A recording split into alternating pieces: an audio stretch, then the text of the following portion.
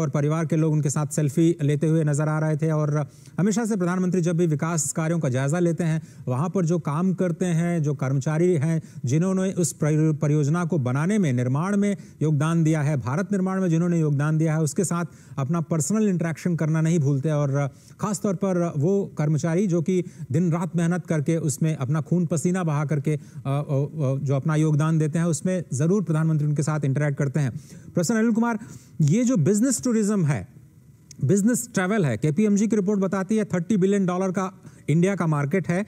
2030 तक ये 3 गुना बढ़ जाएगा।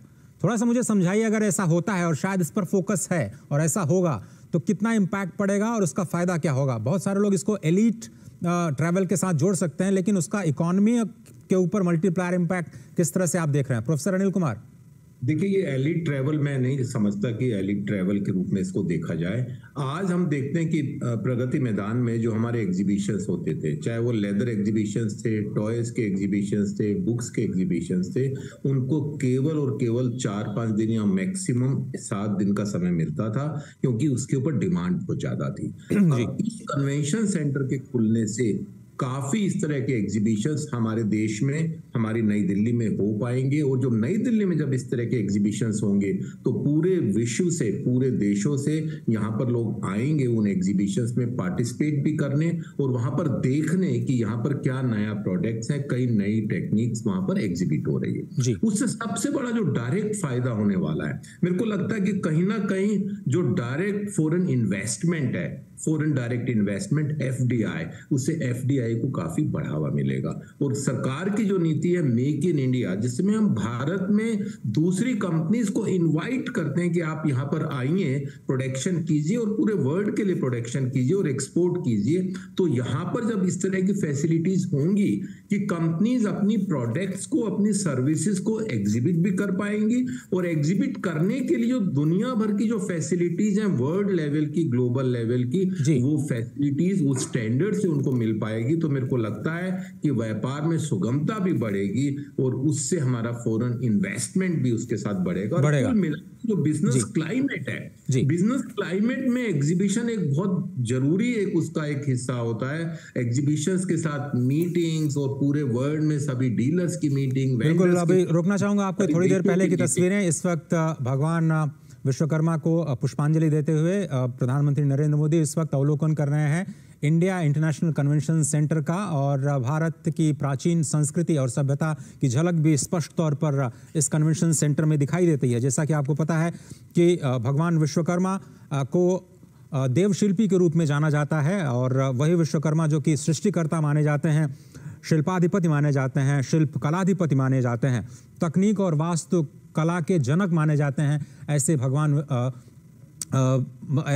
जो इस वक्त हम देखें तो जो अभी थोड़ी देर पहले की तस्वीरें नई दिल्ली से आपको हम दिखा रहे हैं, यशोभूमि पर प्रधानमंत्री नरेंद्र मोदी ने अब से थोड़ी देर पहले ये माल्यार्पण किया, पुष्प अर्पित किए। और जिस तरह से हम वास्तु शिल्प कला के जनक के रूप में भगवान विश्वकर्मा को जानते हैं, कहा जाता है कि उन्होंने सत्य युग में स्वर्ग का निर्माण किया, त्रेता युग में आकर के उन्होंने रावण की लंका बनाई। जो द्वारका है, ये नई दिल्ली का द्वारका नहीं बल्कि जो गुजरात का द्वारका है, उसके निर्माण का भी श्रेय उन्हें जाता है। और ख़ास तौर पर कलयुग में इंद्रप्रस्थ, जहाँ पर इस वक्त हम बैठे हैं, कहा जाता है कि वो नगरी भी भगवान विश्वकर्मा ने ही बनाई थी। तो आप समझें कि इंद्रप्रस्थ की नगरी में बैठ करके जो कि भगवान विश्वकर्मा ने बनाया, ऐसा कहा जाता है हमारे शास्त्रों में जिसका वर्णन है। और द्वारका के साथ, भले ही नई दिल्ली का द्वारका हो, लेकिन उस द्वारका को भी गुजरात के द्वारिका के साथ अगर आप जोड़े तो वो भी निर्माण भगवान विश्वकर्मा ने ही किया।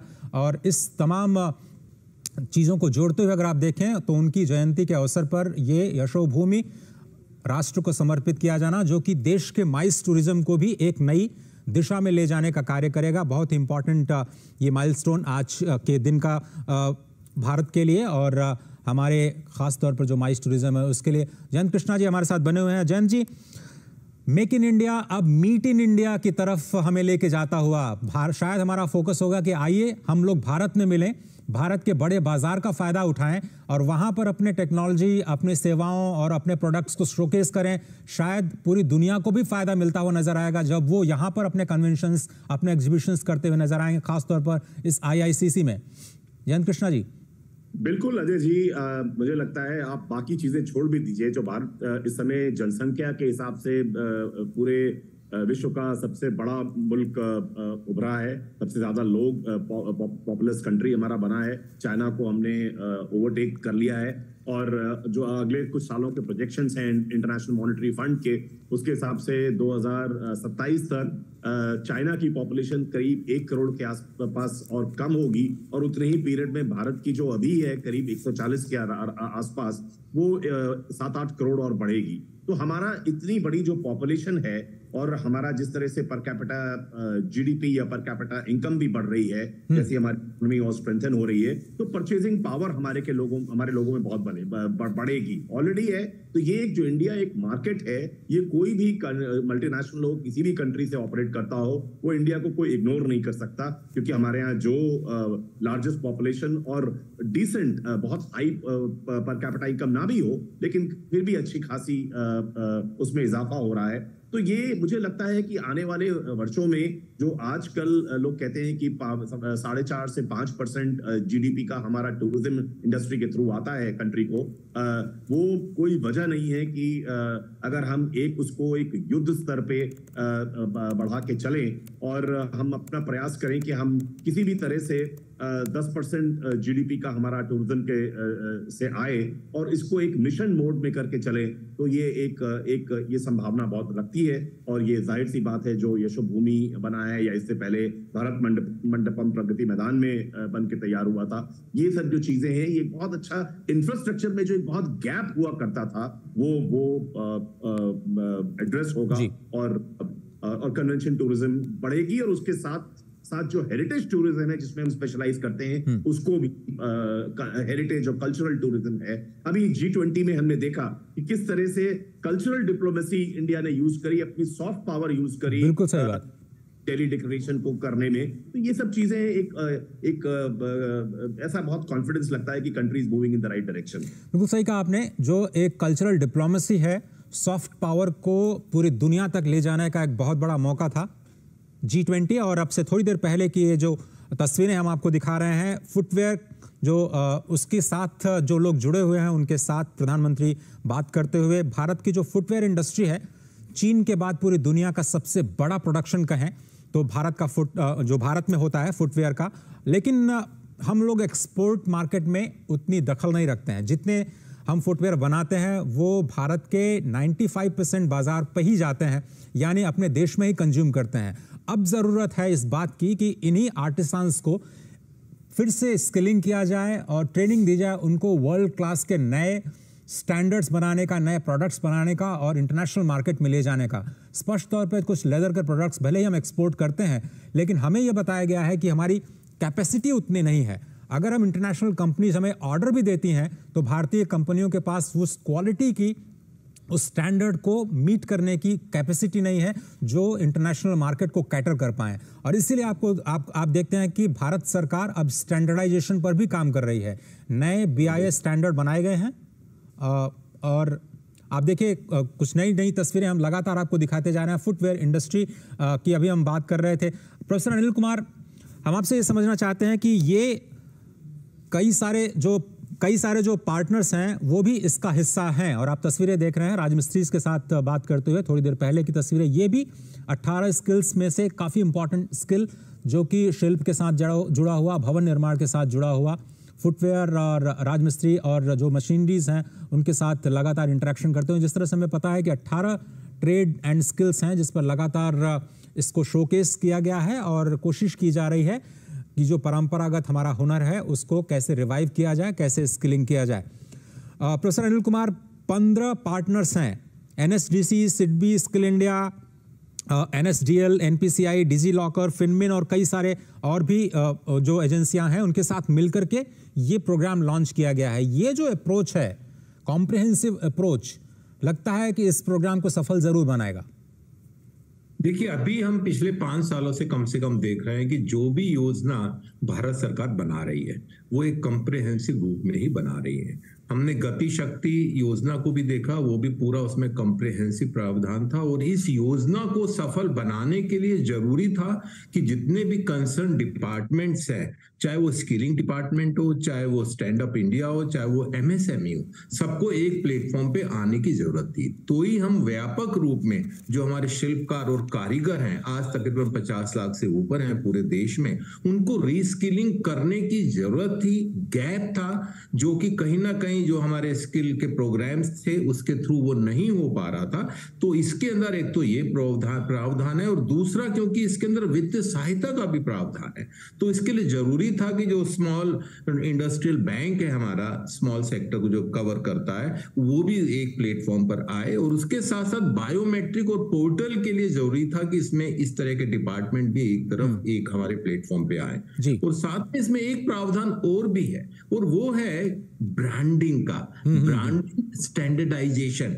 उसके बिना आप हम एक्सपोर्ट को बढ़ावा नहीं दे सकते हैं। आज एक्सपोर्ट मार्केट में बिना लेबलिंग के, बिना स्टैंडर्डाइजेशन के, बिना सर्टिफिकेशन के आप एक्सपोर्ट मार्केट में टिक नहीं सकते हैं। तो इस योजना में ग्लोबल सप्लाई चेन से हम कैसे जुड़ें, और जो हमारा एक्सपोर्ट पोटेंशियल ट्रेडिशनल क्राफ्ट्स के अंदर, आर्टिजन्स के अंदर रहा है, उसको हम कैसे फुली एक्सप्लॉइट करें, इसका इसके अंदर प्रावधान है। अभी चमड़े उद्योग की बात की, उसके अंदर आगरा में बहुत बड़ा इसका एक इंडस्ट्री है, लेकिन हम एक्सपोर्ट क्यों नहीं कर पा रहे? इसमें कहीं ना कहीं हमें बदलते परिवेश में उनको रीस्किलिंग की जरूरत है। तो मेरे को लगता है कि ये जो योजना आज प्रधानमंत्री जी ने लॉन्च की है, उससे जो बहुत बड़ा गैप था वो पूरा हो जाएगा। आज भवन निर्माण में जो कारीगर लगे हुए हैं, आज भवन निर्माण की जो टेक्निक्स हैं वो बदल रही हैं। तो क्या कारीगरों को बदलती हुई तकनीक को नहीं अपनाना चाहिए? अगर वो नहीं अपनाएंगे तो वो आइसोलेट हो जाएंगे और वो कहीं ना कहीं विकास की धारा से भी अलग हो जाएंगे। बिल्कुल सही कहा सर आपने। अब तो ग्रीन बिल्डिंग्स का जमाना है, और कैसे हम एनवायरमेंट फ्रेंडली बिल्डिंग्स बनाते हैं उस पर फोकस है, एनर्जी एफिशिएंट बिल्डिंग बनाते हैं उस पर फोकस है। शैलेंद्र मिश्र, क्या कुछ खबर है आपके पास स्किल डेवलपमेंट को लेकर के? शायद हम एक नए युग में प्रवेश कर रहे हैं और उम्मीद की जा सकती है कि जो हमारे परंपरागत हुनर हैं उनको एक फिर से जीवन मिलेगा और बहुत सारे लोगों को रोजगार के साथ जोड़ा जा सकेगा। खासतौर पर सेल्फ एम्प्लॉयमेंट को जो फोकस कर रही है सरकार, उसके लिए काफी इंपॉर्टेंट डे है आज। अजय, निश्चित तौर पर उम्मीद यही है कि पीएम विश्वकर्मा योजना से एक बहुत बड़ा लाभ शिल्पकारों को, दस्तकारों को और जो कारीगरों को है उनको मिलेगा। और भविष्य में हम जानते हैं कि जो 18 विधाओं में काम करने वालों को इसमें जोड़ा गया है, इसमें और भी अलग अलग क्षेत्रों में काम करने वाले जो कामगार हैं उनको जोड़ा जाएगा। हम देख रहे हैं कि प्रधानमंत्री नरेंद्र मोदी अभी जो शिल्पकार हैं या फिर जूता बनाने वाले हैं या सुनार है या फिर जो राजमिस्त्री हैं या टेलरिंग का काम करने वाले लोग हैं, उनसे मुलाकात कर रहे हैं। आप तस्वीरें देख भी रहे हैं। जी। दरअसल चुनौती ये थी कि पीढ़ी दर पीढ़ी ये काम होता था, इनकी स्किलिंग रीस्किलिंग नहीं होती थी। परंपरागत तौर पर अपने पिता से या अपने परिवार से पीढ़ी दर पीढ़ी लोग काम सीखते थे, स्थानीय बाजारों में जो उत्पाद है उनकी आपूर्ति करते थे। लेकिन जब भारत बदल रहा है, हम देख रहे हैं कि तेजी से अर्थव्यवस्था आगे बढ़ रही है, तब जरूरत इस बात की है कि इन लोगों को भी उस बाजार से जोड़ा जाए और इनके पास वो पर्याप्त स्किल हो, वो टूल किट हो, जो साजो सामान जिसे कहते हैं, आधुनिक मशीनें हो। तो इसके लिए चुनौती है कि पहली बात उन्हें जानकारी हो कि कहां से ये मिल सकता है, दूसरी बात उन्हें जो वित्तीय ये जो प्रोडक्ट्स हम लोग देख पा रहे हैं अभी तस्वीरों में, वो शायद एनवायरमेंटली सस्टेनेबल भी काफी हमें दिखाई दे रहे हैं और एनवायरमेंट फ्रेंडली प्रोडक्ट्स। और हमें याद आता है कि जीरो डिफेक्ट जीरो इफेक्ट की बात बहुत पहले प्रधानमंत्री ने की थी और वो स्पष्ट दिख रहा है कि उस पर भी एक बड़ा फोकस है, चाहे वो बिल्डिंग बनाने की बात हो IICC की या फिर उन प्रोडक्ट्स को शोकेस करने की जिस पर हम लोग अभी ट्रेनिंग पे फोकस करने जा रहे हैं।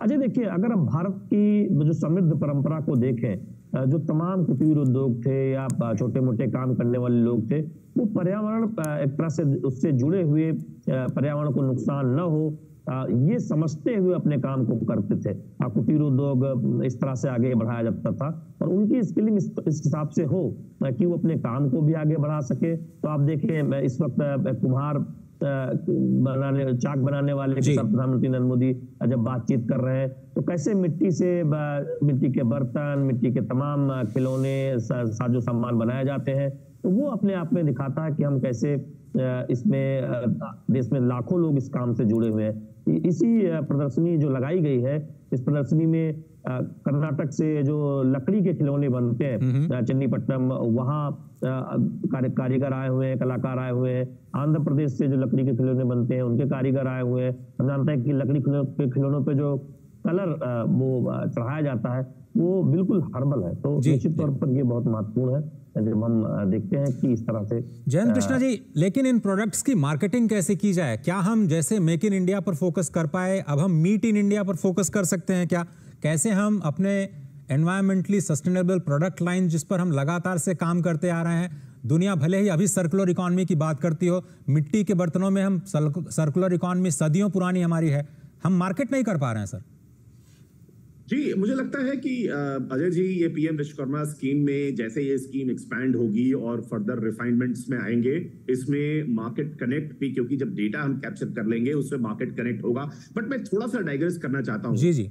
जो प्रधानमंत्री अभी आपने देखा कि पॉटर से मिल रहे हैं या टेलर से मिल रहे हैं, शू मेकर से मिल रहे हैं, कंस्ट्रक्शन वर्कर से मिल रहे हैं, ये एक अपने आप में बहुत अच्छा, भला वो सिंबलिज्म हो लेकिन एक बहुत अच्छा जेस्चर है। क्योंकि जो हमारे यहाँ इस तरह के जो ट्रेडिशनल स्किल्स होते हैं, इनको अभी भी मुल्क में इतना जबरदस्त उनके पास हुनर है, लेकिन फिर भी उनको वो रिस्पेक्ट नहीं मिलती। उनको जो एक इज्जत समाज में मिलना चाहिए वो नहीं मिलती। तो अगर भारत का प्रधानमंत्री इन लोगों के साथ एंगेज कर रहा है, इनसे बातें कर रहा है, इनकी कार्य की परंपरा को समझ रहा है, इनकी समस्या को समझने की कोशिश कर रहा है, तो ये एक अपने आप में बहुत बड़ा कदम है और स्किल्स को, ट्रेडिशनल स्किल्स को एस्पिरेशनल बनाने की दिशा में एक बहुत सार्थक कदम साबित होगा, ऐसा मेरा मानना है। ये एक बहुत अच्छी चीज है, वरना कोई भी एक सरसरी निगाह पे क्या होता है कि आप एग्जीबिशंस में प्रधानमंत्री और राष्ट्रपति को ले जाएंगे जल्दी से, कोई एंगेजमेंट नहीं होता,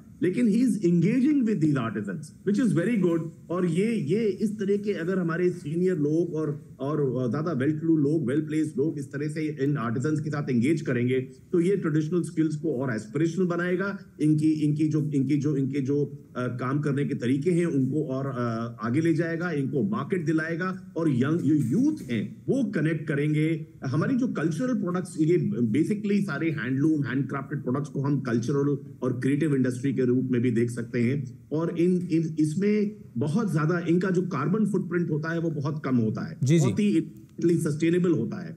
तो ये सब चीजों को हमें मार्केट अगर हम ढंग से करें तो पूरी दुनिया में किसी भी मुल्क में इतनी ज्यादा ट्रेडिशनल स्किल्स और वीव्स और प्रोडक्ट्स नहीं होते, हैंडक्राफ्टेड प्रोडक्ट्स नहीं होते जितने हमारे यहाँ होते हैं। और मैं तो बहुत आशावान हूँ इन सब चीजों को देख के, और स्किल्स को एस्पिरेशन, ट्रेडिशनल स्किल्स को एस्पिरेशन बनाने के दिशा में ये बहुत ही बड़ा कदम होगा।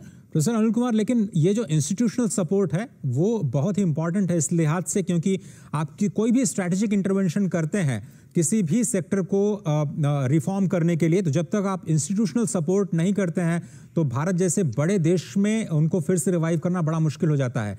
ये जो अप्रोच दिखाई दिया है प्रधानमंत्री विश्वकर्मा योजना में कि हम इंस्टीट्यूशनल सपोर्ट दे रहे हैं इस पूरे इकोसिस्टम को, ये कितना इंपॉर्टेंट है, और हम क्या उम्मीद करें आज से 3 साल बाद, 5 साल बाद इस योजना को लेकर के जब ये एक तरह से अपने नेक्स्ट फेज में जाएगी? तो देखिए, बदलते हुए परिवेश में ये जरूरी है कि जो भी हम योजना के बारे में सोचें और जो हम बनाएं और लागू करें वो अपने आप में कॉम्प्रिहेंसिव हो।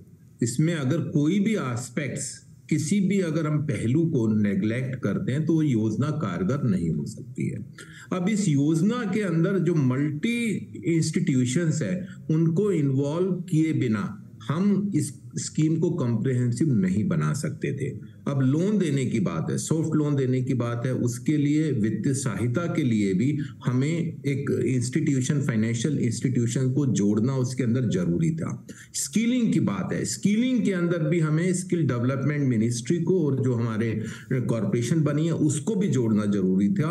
और उसके साथ अगर हमें इसको सप्लाई चेन से जोड़ना है तो उसमें ब्रांडिंग, मार्केटिंग असिस्टेंस, स्टैंडर्डाइजेशन और एक पोर्टल के साथ जोड़ने के लिए हमें डिजिटल मशीनरी का भी इस्तेमाल था। तो हमने सभी जितने भी इस योजना में जितने भी कंसर्न डिपार्टमेंट्स हैं, इंस्टीट्यूशंस हैं, मिनिस्ट्रीज हैं, सरकारी तंत्र है, सबको एक प्लेटफॉर्म पे लाकर इस योजना को क्रियान्वित करने की कोशिश की है। तो मेरे को लगता है कि बहुत जल्द ही इसका असर हमें 1-2 साल में देखने को मिल जाएगा, जब हम काफी कारीगरों को रीस्किलिंग कर सकेंगे, स्टैंडर्डाइजेशन कर सकेंगे, तो हम देखेंगे कि उनका प्रोडक्ट्स न केवल भारत में बल्कि वो एक्सपोर्ट करने की स्थिति में भी आ जाएंगे और वो ग्लोबल सप्लाई चेन के माध्यम से जुड़ भी जाएंगे। आज अगर हम इसको नहीं करते हैं तो ये हमारी जो ट्रेडिशनल स्किल्स हैं, पारंपरिक जो हमारी कलाएं हैं, वो तकरीबन खत्म होने के कगार पर खड़ी थी। तो ये को लगता है कि it was the need of the hour that this comprehensive scheme is being implemented by government of India. Shailendra, आपके पास आना चाहेंगे, थोड़ा सा हम लोगों को वहां पर क्या हो रहा है उसके बारे में बताइए। स्टूडियो में बैठ करके उतना अंदाज नहीं हम लगा पाते कि वहां पर हलचल क्या है। जमीन से थोड़ा सा कुछ तस्वीरों को अपने शब्दों के माध्यम से हम तक पहुंचाने का प्रयास कीजिए कि अब क्या कुछ कार्यक्रम है प्रधानमंत्री का और कैसे वहां पर लोग जुटे हुए हैं।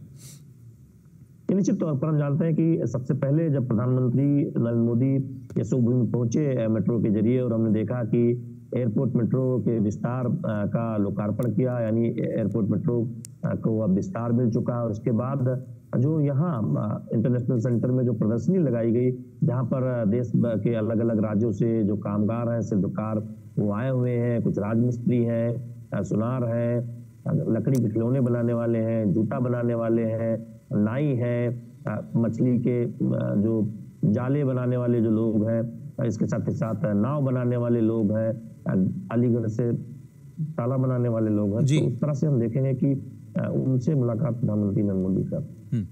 ये जिस तरह से हमने देखा भारत मंडपम की शुरुआत की गई, उसके बाद हमने देखा नेशनल हैंडलूम डे पे वहाँ पर जो हैंडलूम से जुड़े कारीगर थे उनको बुलाया गया, और उसके बाद ये IACC जब हम देश को समर्पित कर रहे हैं तो इस तरह के योजना के जरिए सभी लोगों को जोड़ने का प्रयास कर रहे हैं। तो ये जो नए भारत के नए इंफ्रास्ट्रक्चर पर हम जो जोर दे रहे हैं शैलेंद्र, उसका फ़ायदा हमें लगता है कि जो आम जनमानस है उसको कैसे मिले, उस पर भी सरकार का फोकस है।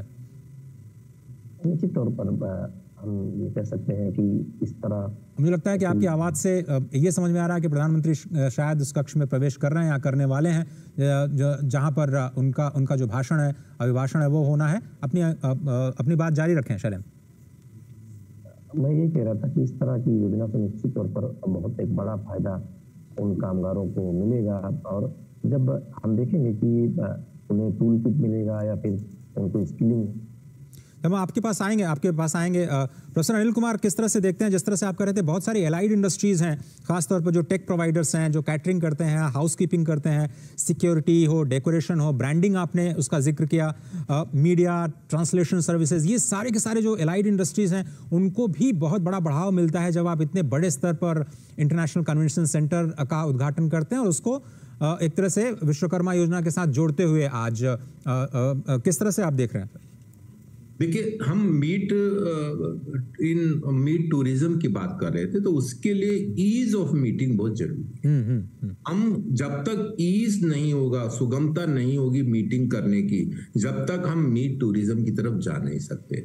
तो इन एग्जीबिशंस के थ्रू सुगमता भी होगी और साथ में जो एलाइड इंडस्ट्री वो अपने आप ही, उसमें प्राइवेट सेक्टर भी आ गए, पब्लिक सेक्टर आजकल इसमें ज्यादा दखलंदाज नहीं करती है, लेकिन जब इस तरह के एग्जीबिशन सेंटर आते हैं तो उसमें प्राइवेट इन्वेस्टमेंट भी स्वतः आ जाता है। क्योंकि उसके अंदर चाहे वो होटल वाले हो, रेस्टोरेंट वाले हो, सर्विस प्रोवाइडर्स हो, इवेंट मैनेजमेंट कंपनी हो, एंटरटेनमेंट वाली कंपनी हो, इन सब की जरूरत इस तरह की मीट्स में, एग्जीबिशंस में होती है, तो इनको बढ़ावा मिलेगा। तो इसमें मैं समझता हूं कि जितनी भी इंडस्ट्रीज लगी हुई हैं साथ में, उनको बढ़ावा मिलेगा। मैं एक छोटा सा एग्जांपल देता हूं, शायद वो हो सकता है आउट ऑफ प्लेस हो। जब मारुति सबसे पहले गुड़गांव में मारुति का प्लांट लगा, उसके साथ साथ दुनिया भर की industries, light industry, component manufacturers और वो सब वहां पर एस्टेब्लिश हो गए। और हम देखते हैं कि 10 साल में गुड़गांव का विकास इतनी तेजी से हुआ, कोई सोच नहीं सकता। आज हम द्वारका में जो ये एग्जीबिशन सेंटर इंटरनेशनल लेवल का बना रहे हैं, तो अपने आप में द्वारका एक बहुत बड़े सिटी के रूप में, विद इन दिल्ली के रूप में सामने आएगा।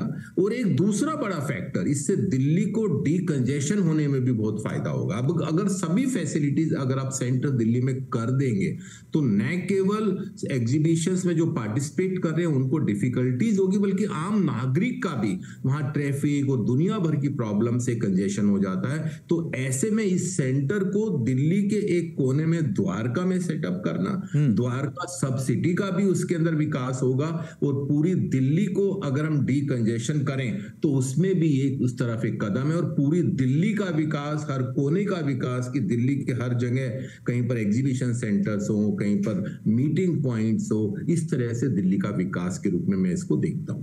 जयंत कृष्णा जी, ये अभी हम जो देख पा रहे हैं रैंकिंग, उसमें अभी हम 28th रैंक पर हैं। अगर हम ICAA की रैंकिंग देखें, और 7 सिटीज़ हैं जो कि भारत की टॉप करती हैं पूरे अगर हम दुनिया की बात करें। लेकिन उसमें नई दिल्ली जो कि सबसे ऊपर है, उसका पूरे वर्ल्ड में रैंकिंग देखें तो 75th है। उसके बाद हैदराबाद 159th, बेंगलोर की बात करें तो वो 200, उसके नीचे चेन्नई भी 200, 210, गोवा 300 नंबर पे, अहमदाबाद जहाँ पर बहुत बड़ा महात्मा गांधी ऑडिटोरियम है 424वें नंबर पर आता है। वैश्विक स्तर पर हम लोग बहुत पीछे हैं सर। अभी क्या करना होगा राज्य स्तर पर, क्या करना होगा शहरों के स्तर पर, पूरे बुनियादी ढांचे को और ज्यादा बेहतर करने के लिए, स्किलिंग करने के लिए? जयंत कृष्णा जी, आप मेरे साथ हैं? कोशिश करेंगे जयंत कृष्णा जी से। जी, आप सुन पा रहे हैं मेरे को? जी बिल्कुल जयंत जी, बताएं। जी, तो मुझे लगता है कि ये एक बहुत बड़ी मुहिम है। हमारे जो अर्बन एरियाज हैं, उसमें अर्बन डेवलपमेंट को हम एक नेक्स्ट लेवल ऑफ मैच्योरिटी और कैपेबिलिटी की तरफ ले जाएं। उसमें एक हमने स्मार्ट सिटी मिशन की एक शुरुआत अच्छी करी थी, बट मुझे लगता नहीं है कि जो सारे करीब 100 सिटीज जो स्मार्ट सिटी में पहले फेज में, उसमें सब जगह एक सा या एक डिजायर्ड लेवल का अर्बन डेवलपमेंट लेवल तक हो पाया हो। तो उसमें इसको उस मिशन को एक फिर से रिकिंडल करने की जरूरत है, बहुत आगे ले जाने की जरूरत है। और आपने जो स्किल्स की बात करी, जाहिर सी बात है कि स्मार्ट सिटी स्मार्ट नहीं हो पाएंगे, उसमें इंफ्रास्ट्रक्चर आप क्रिएट भी कर दीजिए, तो उसको ऑपरेट कौन करेगा जब तक हमारे पास स्किल्ड वर्कर्स नहीं होंगे उस तरह के। तो वो ये सब चीजें हाथ में साथ साथ चलने की जरूरत है। इंफ्रास्ट्रक्चर, रैपिड स्पेस्ड अर्बनाइजेशन, उसमें ट्रांसपोर्टेशन का, उसमें क्वालिटी ऑफ लाइफ इंडिकेटर्स, उसमें किस तरह से कल्चरल इक्विटी और हेरिटेज इक्विटी उस स्मार्ट सिटी के साथ इंटीग्रेट करी जाए, किस तरह से स्किल्स करे जाएं, तो वो इसलिए हमारे अभी बहुत दूर है। अब जो दुनिया के टॉप 10 मोस्ट लिवेबल सिटीज की बात होती है, उसमें भारत का कहीं आसपास टॉप 50 में नहीं। तो ये सब चीजें हमें बहुत बड़ा फासला भी है इंडिया को जो एड्रेस करना है। बट हमें ये भी नहीं भूलना चाहिए कि हम अभी भी हमारी इकोनॉमी जो है वो एक डेवलपिंग इकोनॉमी है, और एक आज़ादी के बाद हमारा जीडीपी जो था वो बहुत स्मॉल फ्रैक्शन था, और रैंकिंग हमारी बहुत पुअर थी। हम आगे बढ़ते बढ़ते किस तरह से आज 5वीं बड़ी अर्थव्यवस्था के रूप में पहुंच चुके हैं, और परचेजिंग पावर पैरिटी के हिसाब से देखें तो ऑलरेडी 3rd लार्जेस्ट हो गए हैं, और एब्सोल्यूट टर्म्स में नॉमिनल जीडीपी को भी अगर देखें तो अगले 3-4 साल में हम शायद 3rd लार्जेस्ट इकोनॉमी बन जाएं। लेकिन हमारी जो क्वालिटी ऑफ लाइफ इंडिकेटर्स हैं, ह्यूमन डेवलपमेंट इंडेक्स है, उसमें अभी बहुत बड़ा गैप है। और अगर हम इसको डिस्कस नहीं करेंगे तो हमें वो अंडर द कार्पेट रखने जैसी बात हो जाएगी, क्योंकि हम वो ह्यूमन डेवलपमेंट इंडेक्स में इंप्रूवमेंट लाना, क्वालिटी ऑफ लाइफ, वो बहुत जरूरी है हमारे मुल्क के लिए। प्रोफेसर साहब, मैं वही सवाल आप तक भी ले जाना चाहता हूँ। चलिए, NCR में तो प्रधानमंत्री मोदी जी ने ये इंडिया इंटरनेशनल कन्वेंशन सेंटर उसका उद्घाटन कर दिया, यशोभूमि सेकंड फेज आएगा, बहुत बढ़िया हो जाएगा। लेकिन हैदराबाद, बेंगलुरु, मुंबई, चेन्नई, गोवा, अहमदाबाद या फिर जो दूसरे फेज में आगरा, रायपुर, वाराणसी जैसे जो शहर हैं, उनको अगर हमें वैश्विक पटल पे लेके जाना है और माइस टूरिज्म में उनको इन्वॉल्व करना है ग्लोबल लेवल पे, शायद राज्य सरकारों को भी बहुत काम करना होगा सर। बिल्कुल। अभी लेकिन मैं एक बात उसमें एक आपकी बात में संशोधन करना चाहूंगा। अभी G20 में पूरे देश में मीटिंग हुई, देश के अलग अलग शहरों में हुई, छोटे शहरों में भी हुई, और उससे काफी अच्छा उनका रिस्पॉन्स था और काफी अच्छे ढंग से उनको ऑर्गेनाइज किया था। लेकिन जहां तक दूसरे शहरों के विकास की बात है और इस तरह के फैसिलिटीज की बात है, ये बात बिल्कुल ठीक है कि इसमें खाली केंद्र सरकार का कोई रोल नहीं है। जब तक केंद्र सरकार और राज्य सरकार मिलके काम नहीं करेगी, जब तक हम उन सिटीज का, उन शहरों का विकास नहीं कर पाएंगे। लेकिन इस दिशा में ऑलरेडी बहुत काम हो चुका है। पहले जबकि देश में तकरीबन चुने हुए शहरों में एयरपोर्ट होता था, आज टियर 2, टियर 3 सिटीज में भी एयरपोर्ट कनेक्टिविटी बढ़ी है, रोड की कनेक्टिविटी बढ़ी है, और जितनी भी फैसिलिटीज एक मॉडर्न एज में होनी चाहिए, बड़े बड़े स्टोर्स, बड़ी बड़ी फैसिलिटीज, वो सब टियर 2 और टियर 3 सिटीज में भी उसी तरह से डेवलप हो रही है। लेकिन अब हमें जरूरत है कि वहां पर इंफ्रास्ट्रक्चर को, खासकर टूरिज्म के हिसाब से इंफ्रास्ट्रक्चर को बढ़ावा देने की बात है, और उसमें इस तरह के एग्जीबिशन, इसमें कन्वेंशन सेंटर्स, उनका एक अपना रोल होता है। तो इस तरह की अगर हम फैसिलिटीज वहां पर भी क्रिएट कर सकेंगे, तो हम जिसको सरकार का जोर रहा है कि बैलेंस डेवलपमेंट, कि जो हमारा डेवलपमेंट है, भारत का विकास है, वो सिर्फ कुछ शहरों तक या कुछ पॉकेट तक फोकस ना होकर पूरी इंडिया में, पूरे भारत में जो भी शहर हैं, जो भी क्षेत्र हैं, उन सबको उसमें बराबर उसका फायदा हो, उनका योगदान हो। तो मेरे को लगता है कि उस दिशा में काफी काम करने की जरूरत है, और राज्य सरकारों को केंद्र सरकार के साथ कंधे से कंधा मिलाकर इसके साथ प्रयत्न करना पड़ेगा। जिसमें परंपरागत हुनर से जुड़े शिल्पकारों के साथ प्रधानमंत्री नरेंद्र मोदी, और देखिए तस्वीरें कितनी खूबसूरत। शायद अलीगढ़ से ये जो हमारे कारीगर थे वो बहुत बड़ा ताला भेंट करते हुए प्रधानमंत्री को दिखाते हुए, और प्रधानमंत्री भी बहुत एंजॉय कर रहे हैं। इस वक्त आप देख रहे हैं जो कारीगरी है, जो बर्तनों पे की गई है, या फिर मुझे लगता है कि संगमरमर पे की गई जो कारीगरी है, उसका अवलोकन करते हुए प्रधानमंत्री नरेंद्र मोदी, अलग अलग राज्यों से अलग अलग शिल्पकार इस इंटरनेशनल कन्वेंशन सेंटर में इस वक्त इस ऐतिहासिक क्षण का हिस्सा बने हैं। और इससे पहले हमने देखा कि G20 की जितनी बैठकें हुई, उसमें अलग अलग शहरों में, अलग अलग राज्यों में फोकस किया गया कि वहाँ के जो लोकल आर्टिसंस हैं, लोकल क्राफ्ट है, लोकल आर्ट है, उसको शोकेस किया जाए, वैश्विक स्तर पर ले जाने की कोशिश की जाए। और वहाँ पर भी बहुत सारे कलाकारों ने बहुत ही ज़्यादा पॉजिटिव फीडबैक दिया कि कैसे भारत के सॉफ्ट पावर को दुनिया तक ले जाने का एक मौका मिला है, जिसका जिक्र जयंत कृष्णा साहब कर रहे थे कि कैसे हमने सॉफ्ट डिप्लोमेसी का इस्तेमाल किया। और ये लगातार फोकस किया जा रहा है, चाहे वो भारत मंडपम में नेशनल हैंडलूम डे के दिन दुनिया, देश भर के जो हैंडलूम सेक्टर से जुड़े लोग हैं उनको बुला करके वहाँ पर उनके प्रोडक्ट्स को शोकेस किया गया। और आज IICC से ये तो एक मौका था इंडिया इंटरनेशनल जो कन्वेंशन सेंटर है उसको राष्ट्र को समर्पित करना। हालांकि केवल अभी फर्स्ट फेज यशोभूमि का पूरा हुआ है, करीब 3 लाख स्क्वायर मीटर का ये एरिया है जो बन करके तैयार हुआ है। लेकिन एक विजन प्रधानमंत्री का देखिए कि आज के दिन, आज के बहुत ही खास दिन, जब हम पूरा देश इस दिन को विश्वकर्मा जयंती के रूप में मना रहा है, कैसे हम प्रधानमंत्री विश्वकर्मा योजना की शुरुआत करते हैं।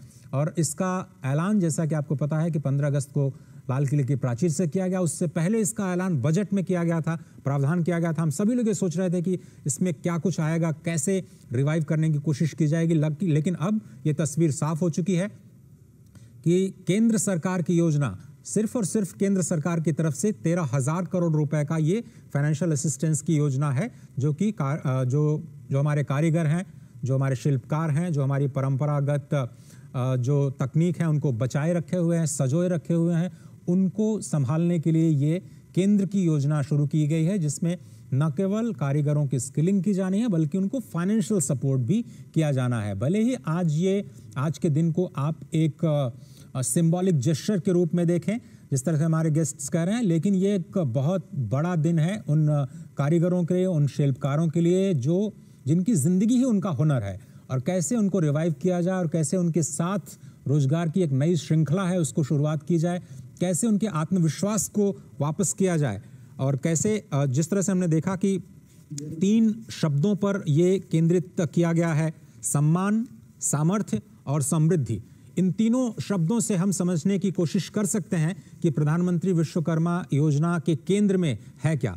विजन यही है कि कैसे हम शिल्पकारों को सम्मान दें, कैसे हम उनके सामर्थ्य को बढ़ा सकते हैं और सामर्थ्य को बढ़ाने के लिए चाहे उन्हें वित्तीय सहायता देनी पड़े, सस्ते दरों पर कर्ज देना पड़े या फिर उनको कौशल विकास की तैयारी करनी पड़े और उसके जरिए उनकी समृद्धि में योगदान दिया जाए और वो फिर देश के विकास में अपना योगदान दें। जयंत कृष्णा जी, क्या आप हमारे साथ हैं? जी हाँ, मैं बिल्कुल हूँ। सम्मान, सामर्थ्य और समृद्धि, ये 3 शब्द केंद्र में नजर आते हैं प्रधानमंत्री विश्वकर्मा योजना के। क्या आप मानते हैं कि इससे तीनों ही चीजों को बढ़ावा मिलेगा? सामर्थ्य और आपने क्या कहा? सम्मान, सामर्थ्य और समृद्धि। जी बिल्कुल।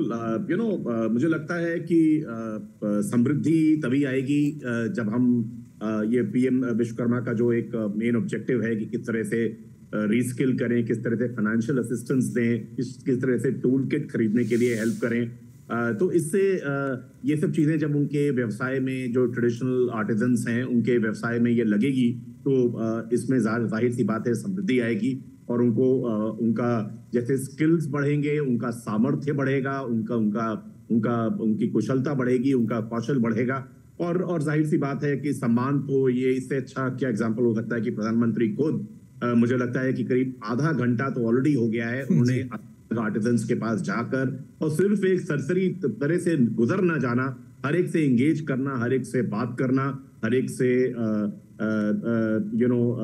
उनके प्रोफेशन को समझना, उनकी कला को समझना, उनकी समस्याओं के बारे में बात करना, उनकी प्रोडक्ट्स को अप्रिशिएट करना। और मैं सुन नहीं पा रहा हूं लेकिन आई एम श्योर अगर कुछ खामियां भी होंगी उन प्रोडक्ट्स में तो प्रधानमंत्री जी उसको भी इंगित कर रहे हैं, तो इससे उनका सम्मान भी बढ़ेगा। तो आप बिल्कुल सही कह रहे हैं कि उनका सामर्थ्य में इजाफा होगा, उनको सम्मान मिलेगा जो एक बहुत बड़ी जरूरत है अगर हमको ट्रेडिशनल स्किल्स को और ज्यादा आगे बढ़ाना है और उनकी समृद्धि भी होगी। इसकी जो आर्थिक सपोर्ट है उसके जरिए उनकी समृद्धि होगी, उनकी जीविका के साधन में और बढ़ोतरी होगी और ये सब चीजें हमारी एक ये हाशिए पे रह रहे लोग न बन जाएं, किस तरह से देश की मुख्य अर्थव्यवस्था का पार्ट बने और किस तरह से पूरे वर्ल्ड में इनकी प्रोडक्ट्स का डिमांड हो। ये एक बहुत मैंने आपको जैसा बताया कि जब मैं भारत सरकार में था, स्किल इंडिया मिशन में था, तो प्रधानमंत्री जी अक्सर बोलते थे कि आप लोग गुरु शिष्य परंपरा में इतनी अच्छी स्किलिंग हो रही है उससे नहीं लेते, या जो ट्रेडिशनल जो आर्टिजन्स हैं तो उनके लिए क्या हो रहा है। तो हम लोग के पास कुछ उत्तर होते थे, कुछ नहीं होते थे, लेकिन हमें लगता है कि विश्वकर्मा स्कीम से, प्रधानमंत्री विश्वकर्मा स्कीम से वो बहुत से जो गैप्स थे हमारे कल्चरल और क्रिएटिव इकोनॉमी में वो एड्रेस हुए हैं। प्रोफेसर अनिल कुमार, ऐसा लगता है कि इस योजना के बाद कुछ क्षेत्रों में भारत अब बिल्कुल आत्मनिर्भर होने का भी प्रयास करता हुआ नजर आएगा।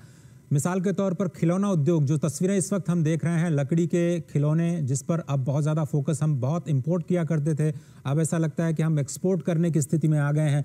उसी तरह से बहुत सारे ऐसे ट्रेडिशनल आर्ट एंड क्राफ्ट हैं जिस पर भारत फिर से वापस आत्मनिर्भर हो सकता है और शायद दुनिया को एक बहुत बड़ा बाजार देने के साथ साथ खुद उनके लिए प्रोडक्ट का बाजार बन सकता है। देखिए, मैं इसमें 2 बातें और साथ में ऐड करना चाहूंगा। आत्मनिर्भर भारत में एक वोकल फॉर लोकल, उसका सरकार का बढ़ावा रहा है कि जो लोकल हमारी प्रोडक्ट्स हैं उसमें आर्टिजन्स की भी प्रोडक्ट्स आ गई, शिल्पकार जो बनाते हैं उनकी भी प्रोडक्ट्स आ गई, उनको हमें कैसे बढ़ावा देना है। वो आज से नहीं, तकरीबन 5 साल से आत्मनिर्भर भारत पैकेज के साथ सरकार ने न केवल इसकी घोषणा की थी बल्कि इस तरफ काम भी हो रहा है। और जो दूसरी योजना सरकार ने लागू की वो 1 डिस्ट्रिक्ट 1 प्रोडक्ट। आज हमारे पास देश में जितने डिस्ट्रिक्ट्स हैं वो किसी न किसी प्रोडक्ट्स के रूप में, और वो प्रोडक्ट तकरीबन आर्टिजन्स के द्वारा ही बनाई गई है, तो वो हम उसको बढ़ावा दे रहे हैं। लेकिन आज हमने इस योजना में इन सब पहलू को एक प्लेटफॉर्म पर लाके खड़ा कर दिया है। आज हमने शिल्पकारों को एक नई पहचान दी है। इस योजना के तहत और विश्वकर्मा जयंती के दिन इस योजना को लागू करके घोषणा तो हमने 15 अगस्त को लाल किले के प्राचीर पे हमारे माननीय प्रधानमंत्री ने जब शिल्पकारों के बारे में बात की, तो उससे बड़ा सम्मान मैं नहीं समझता कि कोई और हो सकता है शिल्पकार भाइयों और बहनों के लिए। लेकिन घोषणा को क्रियान्वित करने के लिए मुश्किल से 2 महीने का भी समय नहीं निकला है कि इस योजना को आज हम लागू भी कर रहे हैं। इसमें जैसे आपने कहा कि इनकी सामर्थ्य, इनकी कैपेबिलिटीज कैसे बढ़े, इसमें एक कॉम्प्रिहेंसिव इस योजना में सभी पहलू के ऊपर ध्यान किया गया कि कैसे उनकी स्किलिंग को हम बढ़ाएं, कैसे के लिहाज से भी आज का दिन बहुत ही इंपॉर्टेंट, क्योंकि देश की हिस्सेदारी जो माइस टूरिज्म में है उसको कैसे हम और आगे बढ़ा करके ले जा सकते हैं, उसकी स्ट्रैटेजी पूरी बन चुकी है। अगले 5 सालों में इस पूरी हिस्सेदारी को 2 गुना स्तर पर ले जाना है और उसकी जो तैयारी है। कलाकार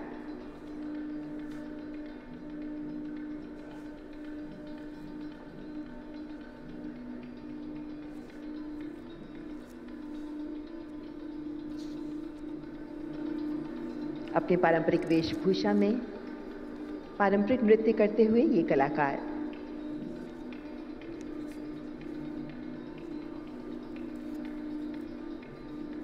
ढोल नगाड़े बजाते हुए माननीय प्रधानमंत्री जी का स्वागत कर रहे हैं हमारे कलाकार। विभिन्न प्रदेशों के ये लोक नृत्य प्रस्तुत करते हुए कलाकार